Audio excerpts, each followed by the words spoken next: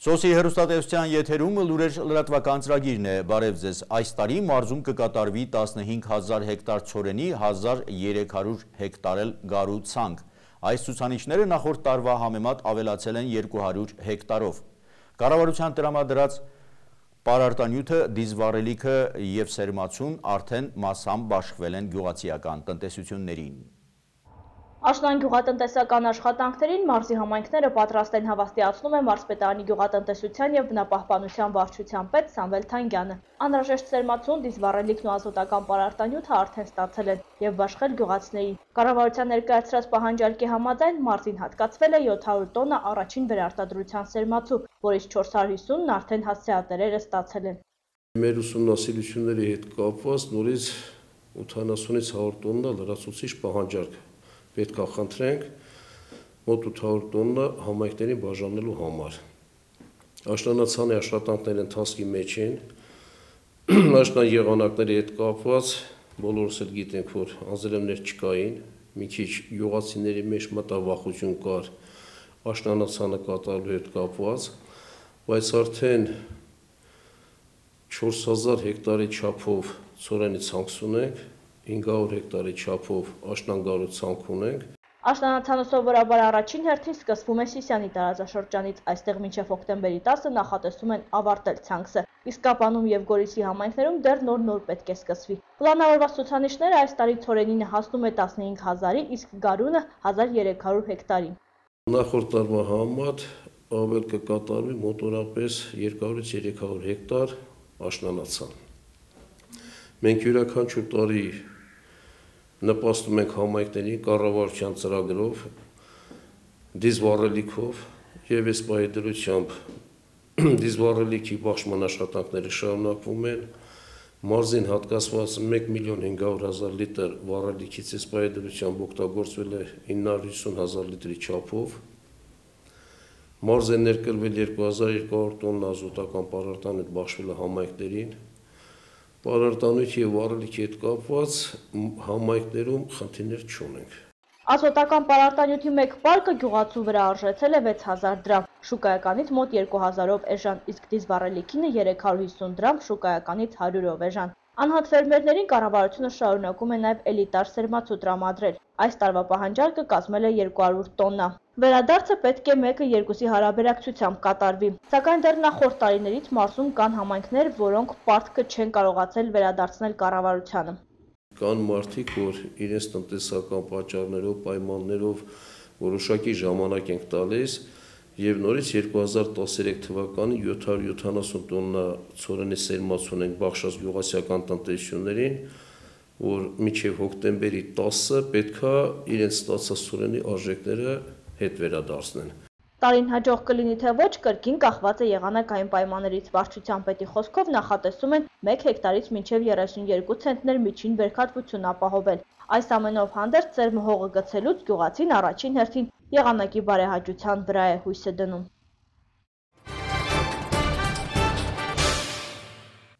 Վանյանների 7 շնչից բաղկացած ընտանիքը ամանորը կդիմավորի նորոգված տանը։ Արտակարգ իրավիճակների նախարարի կոչով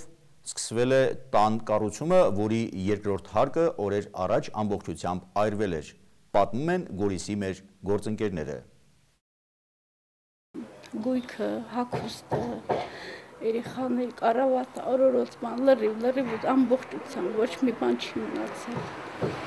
Մարիետա Բախշյանը արդյունքները հազիվ է զսպում, օրեր առաջ է տունն այրվել ամբողջ գույքի հետ միասին, մոխրացած պատերն են միայն մնացել, 7 հոգանոց ընտանիքը հիմա հարազատների տանն է ապրում։ Հրդեհի պահին տանը ոչ ոք չի եղել, հարևանների ահազանգով դեպքի վայր են մեկնել Հրշեջ փրկարար ջոկատի 2 մարտական հաշվարկ, չնայած ձեռնարկված օպերատիվ միջոցներին ամբողջովին այրվել է տան երկրորդ հարկը։ Վանյանները չեն գտնում տանը, բացակային էր տնից, տունը մարդ չկար և շուրջ 30-40 րոպե ներքին այրում ունենալուց հետո պատուհաններից հրդեհը տարածվել է և նույն միայն մենք կարողացել ենք գալ հասնել և սկսել երաշիվի աշխատանքները։ Տեղեկանալով փրկարար ծառայության ավագ սերժանտ Արմեն Վանյանի ընտանիքին պատուհասած դժբախտությանը արտակարգ իրավիճակների նախարարը այցելել է Գորիս, ծանոթացել իրավիճակին, հանձնարարել ցուցաբերել անհրաժեշտ օգնություն։ ամբողջ անձնակազմով, ամբողջ նախարարությունով կոչ արեց եւ բոլորը իրանց անձնական միջոցների հաշվին ամբողջ նախարարությունը որոշեցին դրամական օգնություն ցուցաբերել ավագ սերժանտ Արմեն Վանյանենց ընտանիքին, որպեսզի Վանյանենց ընտանիքը 7 հոգուց բաղկացած կարողանան 14-15 թվականի ամանոր եւ Սուրբ Ծնունդը անցկացնել իրենց նորակառույց բանը։ Անհրաժեշտ շինանյութը հասցվել է, տանիքը փոխվում է, կտեղադրվեն դռները, լուսամուտները, կարճ ժամանակ անց կսկսվեն նաև ներքին հարդարման աշխատանքները։ Շինանյութը լրիվ իրենք կազմակերպել են, ուղարկել ստեղ եւ մեր բանվորները, տեղի բանվորները, ինչպես նաև հրշեջ խմբի աշխատողները առաջի հերթին օրական 10-15 հոգի աշխատում են։ Վանյանների ընտանիքին աջակցություն են ցուցաբերել նաև բազմաթիվ գորիսեցիներ, քաղաքապետարանը, մարզպետարանը ևս ֆինանսական օժանդակություն են ցուցաբերել ընտանիքին։ Արձագանքում են մեր տեսանյութին։ Հայտնվել են բարերարներ, ովքեր օգնության ձեռք են մեկնել զինվորական պարտքը կատարելի զոհված Երեմ Հարությունյանի ծնողներին։ Կապանցի Երեմ Հարությունյանի մասին պատմող մեր տեսանյութից հետո գտնվել են բարերարներ եւ արձագանքել զոհված զինվորի ընտանիքի խնդիրներին։ Երեմի մոր Ռիտա Հարությունյանի խոսքով Մոսկվայաբնակ վրույր Տեր Ղուկասյանն ու Կապանի մեգախանութների տնօրեն Գարիկ Դավթյանը դրամական օգնություն են ցուցաբերել իրենց ընտանիքին։ Տիկին Ռիտան շեշտեց, ուշադրությունն առավել թանկ ու կարևոր է մեզ համար։ 16 տարիների մեջ առաջին անգամ մեր մասին իմացել, մեր մասին հոգ են տարել, անչափ շնորհակալ ենք։ Հիշեցնենք, որ Ռիտա Հարությունյանի 20-ամյա որդին զոհվել է 1998 թվականին զինվորական պարտքը կատարելիս։ Կիրակի Կապանի Գարեգի Նժդեհի հրապարակում կայացավ ոչ իշխանական եռյակի իրազեկման հերթական հանրահավաքը։ Ժառանգության Բարգավաճ Հայաստանի եւ Հայ ազգային կոնգրեսի ներկայացուցիչների նպատակը մեկն է՝ հասնել իշխանափոխության։ Մարզերով շրջող ոչ իշխանական եռյակը Կիրակի Կապան հասավ։ Իրազեկման հանրահավաքի ընթացքում Ժառանգության Բարգավաճ Հայաստանի եւ Հայ ազգային կոնգրեսի ներկայացուցիչները կոչ են արել կապանցիներին միանալ իրենց մայրաքաղաքում հոկտեմբերի 10-ին կայանալիք համապետական հանրահավաքին եւ միասնաբար քայլել դեպի իշխանափոխություն, հայտարարել են բանախոսները։ Հայաստանում քաղաքացին պետք է ազատ ապրի եւ ոչ թե ֆեոդալիզմ հաստատվի Հայաստանում։ Սա է մեր պահանջը։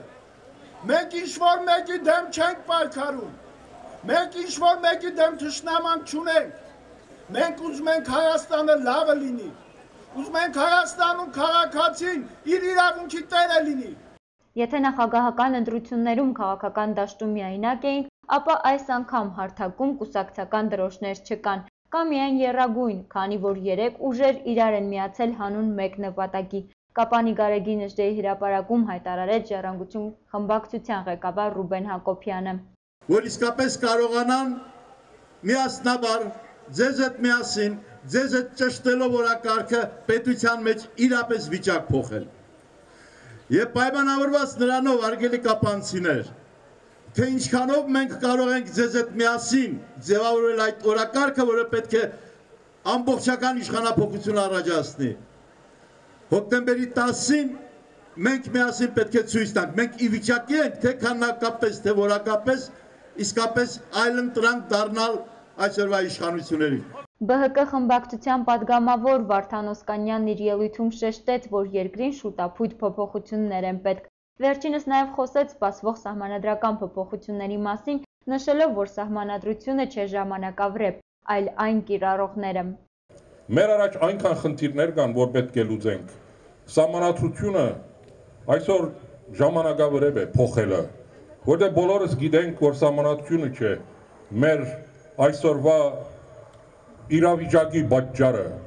Հանրահավաքի ընթացքում հոսանքի անջատման դեպք է գրանցվել, սակայն քաղաքապետ Աշոտ Հայրապետյանը լրագրողների հետ զրույցում հերքել է դիտավորության վարկածը, Կապանում բացառելով ցանկացած սադրանքի հնարավորություն։ Հետադարձ հայացք 100 տարի անց։ Այս խորագիրներ կրում Սյունիքի տարածաշրջանային պետական քոլեջում կազմակերպված գիտաժողովը։ Մասնակիցները ներկայացրին առաջին աշխարհամարտի, Մեծ Եղեռնի և 20-րդ դարի մյուս իրադարձությունները։ Արդեն ավանդույթ է դարձել ամեն տարի նշել եվրոպական ժառանգության օրերը։ Հետադարձ հայացք 100 տարի անց խորագրի ներքո էին այս տարի կազմակերպվել միջոցառումները։ Պատմական միջավայրի պահպանության, Սյունիքի մարզային ծառայության, Կապանի երկրագիտական թանգարանի և Սյունիքի տարածաշրջանային պետական քոլեջի համատեղ ջանքերով կազմակերպվել էր գիտաժողով։ Մասնակիցները նպատակ ունեին ևս մեկ անգամ վերհիշել 100 տարի առաջ հայ ժողովրդի գլխով եկած անցածը, թուրքական կառավարության հայատյատ քաղաքականությունը և 1915 թվականին իրականացրած ոճրագործությունը։ Ամեն մի գաղափար կյանքի կոչելու առաջ կոչելիս շատ կարևոր է հիշողությունը։ Ինչի համար ուզում եմ դա շեշտել, որտեղ երբ որ իրականացվում էր հայոց մեծ եղերնը, Թալիապաշան իր ներքին հրամաններում, որ տալիս էր տեղական կառավարողներին հայոց ջարդերը կազմակերպելու, միշտ նշում էր, որ վերացրեք հատկապես 5-ից 7 տարեկան արու տղաներին։ Նրանց մոտ հիշողության բանը շատ խորն է նստած, մեծանալուց հետո նրանք վրեժխնդիր կլինեն։ Երկար տարիներ, հատկապես խորհրդային ժամանակաշրջանում առաջին համաշխարհային պատերազմի թեման մութ էր մնում։ Մարդիկ անգամ վախենում էին բարձրաձայնել դրա մասին։ Այնուամենայնիվ հիշատակություններ պահպանվել են, ասում է Կապանի երկրագիտական թանգարանի տնօրենը, եւ չանդրադառնալ առաջին աշխարհամարտի տարիներին Զանգեզուրի սոցիալ-տնտեսական դրությանը, ինչպես նաեւ պատերազմին սյունեցիների մասնակցությանը ուղղակի անհնար էր։ Պատերազմ զգացին առաջին հերթին այն օջախներում, որտեղից զորակոչվեցին երիտասարդների առաջին խմբերը։ Իսկ զորակոչվողները հարյուրավորներն էին, հազարավորները, առողջ հանրակազմ։ Սակայն շուտով պատերազմի հետևանքները դարձան շոշափելի, աստիճանաբար ընդգրկելով կյանքի բոլոր ոլորտները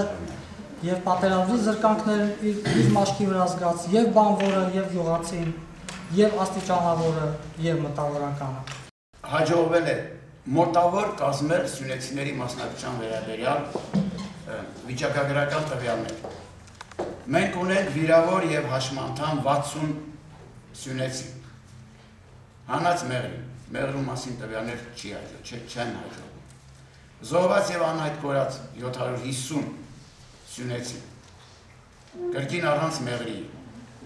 Եվ ղափանցի մասնակիցներ, ովքեր ողջ ու առողջ վերադարձել են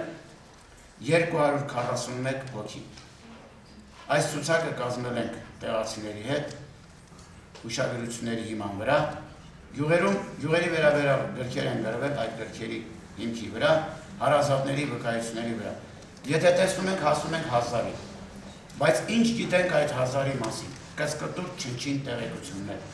ցավալի բան է։ Ուղղակի ես դնում եմ նաև հատկապես մեր երիտասարդներին, եթե որևէ մեկի պապը, հայրենակիցը, ազգակիցը, դուք գտնում եք, որ առաջին աշխարհամարտի մասնակից է, եկեք օգնեք ձեռք բերենք նրանց մասին տեղեկություններ, գոնե մի լուսանկար։ Կազմակերպիչները կարևորելով անցյալի հիշողությունը անտարբեր չէին կարող մնալ նաև 20-րդ դարում տեղի ունեցած այլ իրադարձությունների հանդեպ։ Մեկ դարում 3 պատերազմ վերապրեց հայ ժողովուրդը, երբ նայում ես Բաղաբուրջի հուշահամալիրին, տեսնում ես, որ 3 սերունդ են ննջում այնտեղ։ Մեծ եղեռնի զոհերի հիշատակին եւ երկրորդ համաշխարհային պատերազմին նվիրված հուշակոթողների գրկում հանգիստ ննջում են արցախյան հերոսամարտի մեր քաջերը, որոնք կրկնեցին իրենց պապերի եւ հայրերի սխրանքը, ասում է Սյունիքի տարածաշրջանային պետական քոլեջի տնօրենը։ Այս սերունդը ով չի հիշում իր անցյալը դատապարտված է այն նորից վերաբերվում։ Եվ որպեսզի այս սերունդին, մեր ուսանողությանը, անկախության սերնդին վիճակված չլինի վերապրելու անցյալը, անհրաժեշտ է, որ նրանք մասնակցեին այս գիտաժողովին, մտովի, պատմության, հետաքրքիր հուզիչ միջամտություն կազմակերպեին դեպի անցյալ, դեպի առաջին աշխարհամարտ, առաջին աշխարհամարտի առաջին ամենասև, ամենադժան օրերը, մեծ եղեռնը։ Դրանից հետո 100 տարվա մեջ կրկնվող երկրորդ համաշխարհային պատերազմ, որպեսզի սերունդը իմանալով անցյալը կարողանա գիտակցի խաղաղության գինն ու արժեքը, որ ձեռք էր բերվել արցախյան հերոսամարտի հերոսների կյանքի գնով։ Իմանալ անցյալը կարող են կանխել պատերազմները։ Իմանալով անցյալը կարելի է վերաիմաստավորել ձեռք բերված արժեքները։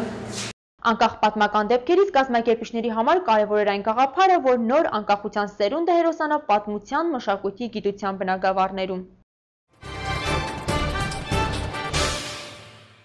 Մարզկենտրոնում ևս մեկ հիմնանորոգված խմբասենյակ բացեց դռները փոքրիկների առջև, այս անգամ համար 2 նախակրթարանում։ Այսուհետ այստեղ իրենց առօրյան կանցկացնեն 2 տասնյակից ավելի փոքրիկներ։ 92-94 թվականների Արցախյան պատերազմը իր հետ կթողեց ամենուր մարդկանց մտածողության, քաղաքի արտաքին տեսքի ու կրթօջախների գործունեության վրա։ Երեխաների թիվը կտրուկ նվազեց։ Մարզկենտրոնի մի շարք նախակրթարանների խմբասենյակների դռներին կողպեքներ դրվեցին։ Միայն այս վերջին տարիներին դրանց կարիքը կրկին սկսեց զգացվել։ Համար 2 նախակրթարանի թվով 2 խմբասենյակներ ժամանակին նույն կարգավիճակում էին։ 2 տարի առաջ, երբ որ երեխաների թվաքանակի աննախադեպ աճ գրանցվեց, բնականաբար հարց ծառացավ նոր խումբ բացելու։ Այդ ժամանակ մենք մեր ուժերով խմբասենյակը կար, բայց շատ անմխիթար վիճակում էր գտնվում։ Տարիներ առաջ, երևի թե 20 տարի առաջ փակվել էր, պարզ պատճառներից ելնելով, երբ որ այն ժամանակ պատերազմ էր, երեխաները դուրս էին գալիս մանկապարտեզից եւ ընդհանրապես բնակչությունը հանրապետությունից դուրս էր գալիս, մեզ մոտ 2 խմբասենյակ փակվեց։ Օրերս կրթօջախում կարմիր ժապավենը կտրելու առիթ ունեցան։ Երբեմնի փակի տակ գտնվող եւ հետո արդեն անմխիթար վիճակում գործող խմբասենյակներից մեկում այսօր արդեն պատերազմից ոչինչ չի հիշեցնում։ Վառ գույները, մուլտֆիլմի հերոսները եւ մանկական կահույքը թույլ են տալիս անձնակազմին հարմարավետ եւ երեխային վայել առօրյայի մասին հոգալ։ Հիմնանորոգման ֆինանսական բեռը մոտ 4 միլիոն դրամ իր վրա էր վերցրել World Vision-ը միջազգային բարեգործական կազմակերպության Կապանի տարածքային զարգացման ծրագիրը։ Ննջարանը, փոքրիկ խոհանոցը, հանդերձարանը բոլորովին նոր տեսք են ստացել։ Իսկ կահավորման հարցում կրթօջախին ձեռք է մեկնել քաղաքապետարանը, անկողնային պարագաներից սկսած ամեն ինչով, պահարաններով, սեղանաթոռներով, անկողիներով խմբասենյակը հագեցած է։ Հիմնականում այս թաղամասի, բայց ունենք երեխաներ Հալիձոր թաղամասից են հաճախում, քանի որ խմբասենյակը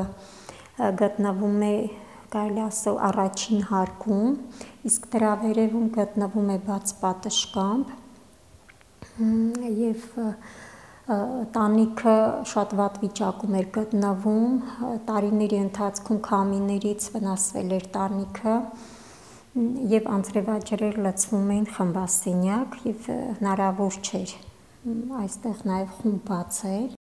130 սան ունեցող նախակրթարանի տանիքի հարցը 1 տարի առաջ լուծվել էր Dundee Precious Metals Կապան ընկերության աջակցությամբ, իսկ World Vision-ի Կապանի տարածքային զարգացման ծրագիրը վերջին տարիներին հասցրել է 4-րդ նորոգումը հովանավորել։ Բոլոր խմբերի սանհանգույցները հիմնանորոգվել եւ լուսամուտները փոխվել են World Vision-ի օգնությամբ։ Ֆուտբոլասերների համար ֆուտբոլի հանրապետության բարձրագույն խմբի առաջնության հերթական մրցափոլում Կապանի Գանձասարը հյուրընկալվել էր Միկային։ Գրանցվեց 2 գոլ, 2-ի հեղինակներն էլ տանտերերն էին։ Սկզբում նրանք գրավեցին հյուրերի դարպասը, այնուհետև խաղի վերջին րոպեներին դարձան ինքնագոլի հեղինակ 1-1 եւ Գանձասարը արտագնա խաղում ձեռք բերեց 1 միավոր։ Ճապոնիայում հրաբուխի ժայթքման զոհերի թիվը աճում է։ Ուկրաինայում տապալվել է Լենինի հերթական հուշարձանը, թողարկման միջազգային լուրերը։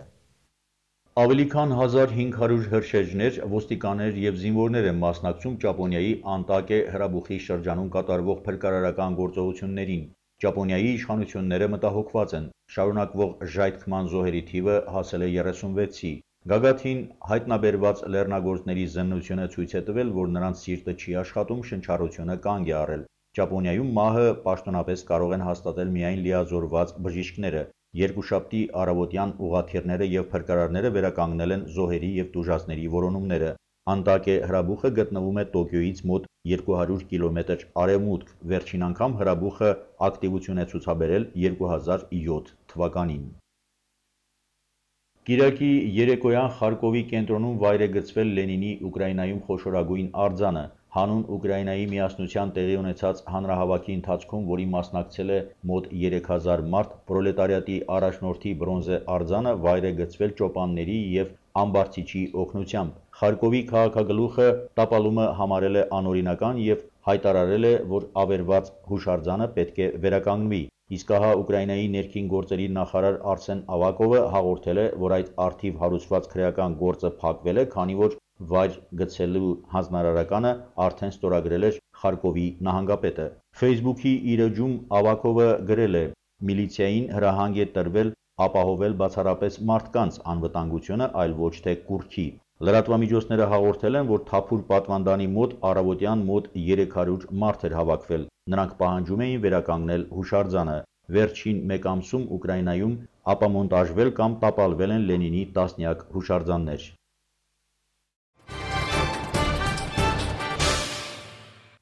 Սոսի հեռուստատեսության եթերում լուրեր լրատվական ծրագիրն էր, ես ձեզ հրաժեշտ եմ տալիս մինչ նոր հանդիպում։